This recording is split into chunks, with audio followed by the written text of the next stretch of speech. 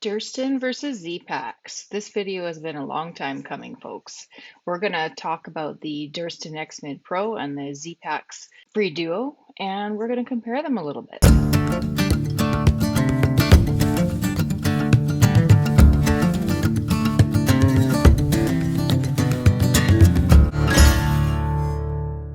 It's a bit unfair to compare these two tents because they are so different. One of them is a trekking pole tent while the other one is a freestanding tent. However, they're both two-person tents, they're both made of Dyneema, and they're both ultralight tents. And in our opinion at the time, these were the only two tents that would stand up to the extreme weather that we have here in the Canadian Rockies. The other tents that we knew about that also fit those criteria were the Stratospire Li tent. We didn't choose that because it didn't pack down small enough because of the struts, and we also heard that it was hard to set up. There was also the Hyperlight Ultimid 2 tent, and we just didn't choose it because it has a pole in the middle of the tent, with it being a pyramid style. There was also the Locust Gear, the Jedi, but it was just too expensive for us. There are a few tents on the market right now that just came out that would probably also fit our needs, but we don't really have an opinion about them yet because we haven't gotten our hands on them. One of them is the Dipole 2 Li Bitarp tent, and the other one is the ZPacks Offset tent. This is really great if you want a freestanding tent that is really lightweight. This is made of Dyneema, which is awesome.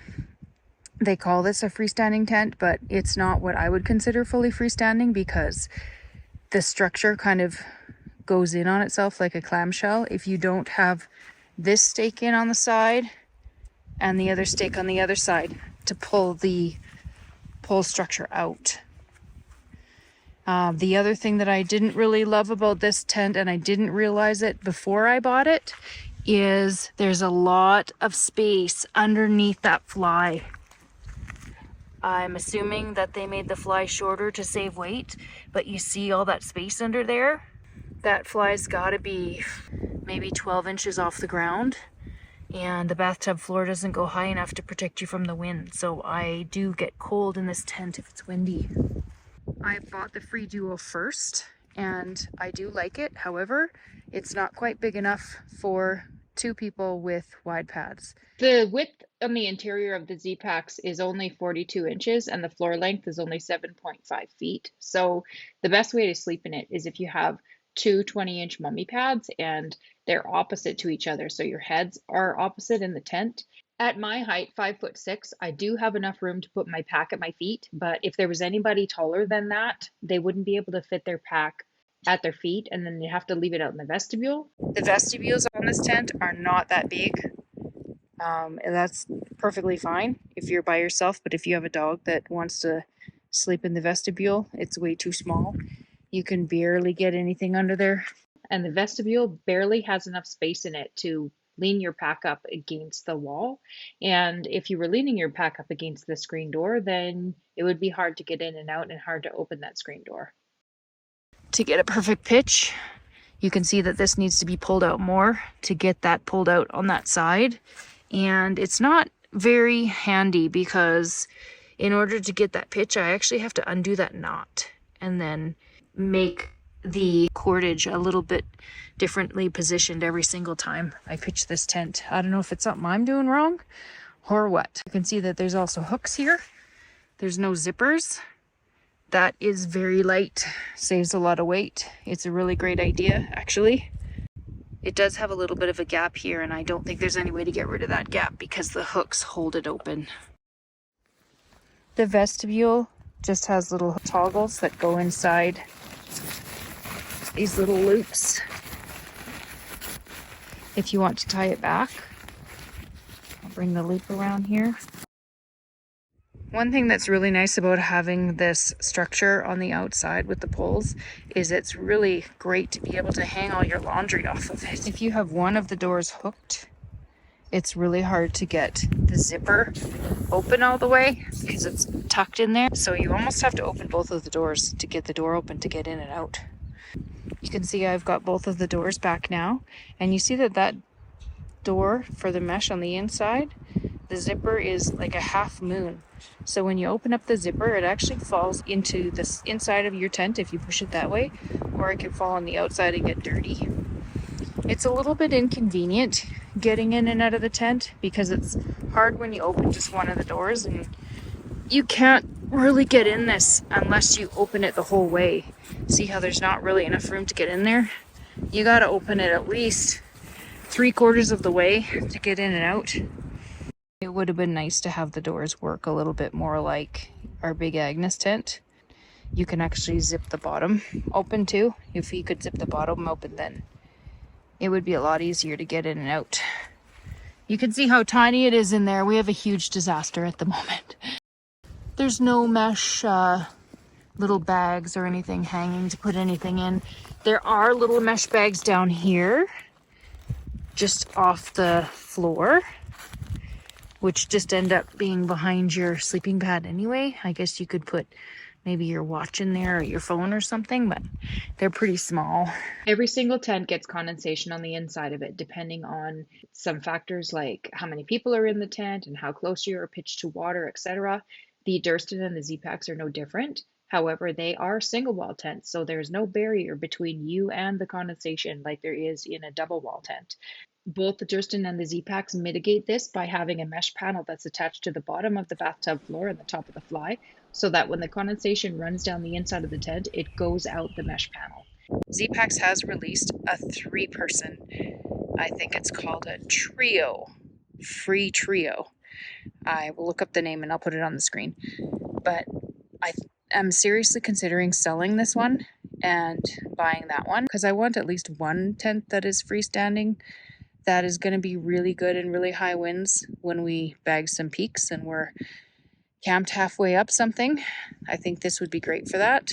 And I also need to have a tent that I can get me and both of my kids in when I'm going by myself. So this one might be coming up for sale real quick here. Here's a quick visual of what I think are the pros and cons of the ZPacks Free Duo. One thing that would really improve this tent is if you could stake out all 4 corners of the tent. It would really help in setting up the tent to stabilize it while you're pulling out the non-optional guy lines. Here's a view of the Durston X-Mid Pro. It's got a floor width of 48 inches, so it's just wide enough for a wide pad, a 25-inch wide pad, and a 20-inch wide pad. It's too bad that they didn't make this wide enough for 2 wide pads, but it sounds like they're coming out with a new version, a 2+ version in the fall that's going to be able to fit 2 wide pads. It's got 30 square feet for the floor area, and the pads are in there. There's lots of room at the foot of your pad for your gear, for your backpack, and whatever else you might have. It's only 19.6 ounces. It's got AquaGuard zippers, and it's made of Dyneema except for the floor. It's also got really big vestibules. They're about 11.5 square feet each. They're offset, so they're bigger on one side than the other. It's also got really durable YKK zippers on the doors.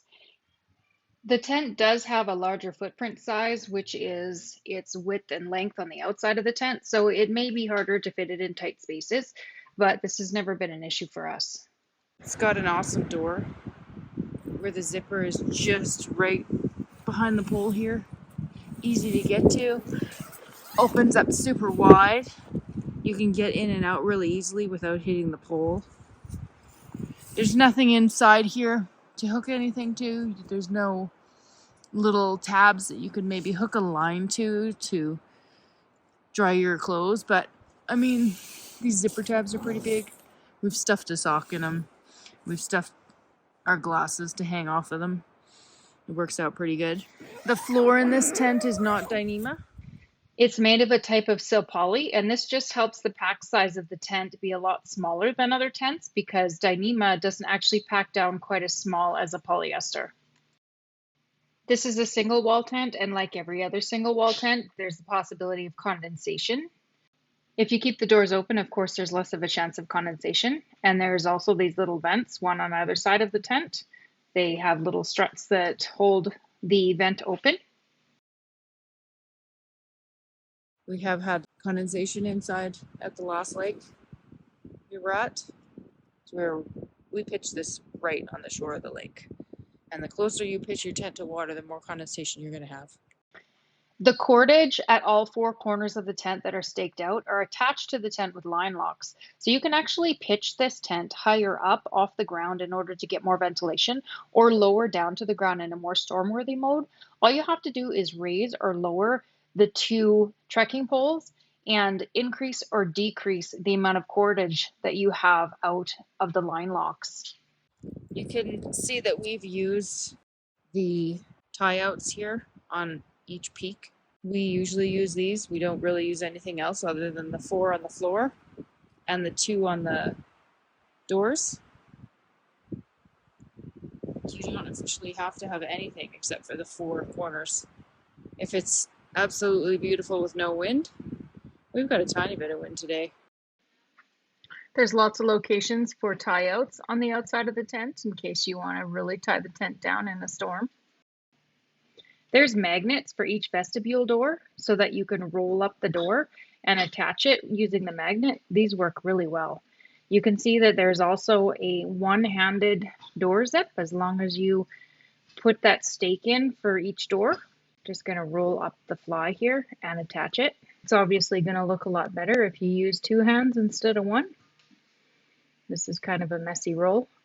The floor area of the tent is shaped like a parallelogram, and it's offset to the external rectangle fly of the tent, which then allows the external fly to have less surface area for each side, which adds to its stability in the wind. You can see the wind blowing the trees here, and you can see that the tent isn't moving. It's incredibly stable. The only time I would be worried about it is if we couldn't get the stakes into the ground, and in that case we would just use rocks if they were available. Otherwise, we'd bring our other tent with us if we knew that there was no way that we could get stakes into the ground, the ZPacks Free Duo. Here's a quick visual of what I think are the pros and cons of the X-Mid Pro. One thing worth mentioning, as you'll see in the next chart, is the difference in price between the two tents. The ZPacks tent is a lot pricier, and I'm assuming that's because it also is freestanding with carbon fiber poles. And the Durston tent doesn't have a Dyneema floor, which will also help with cost. I've also created you a comparison chart of some of the most important specifications of the X-Mid and the Free Duo. If you enjoyed this video and you got something out of it, please give us a like. And if you want to see more, please make sure that you subscribe to the channel. And we'd also really appreciate your comments below. Let us know what you liked and didn't like and what you want to see on the channel. I've linked a couple of videos you might be interested in above. Thank you.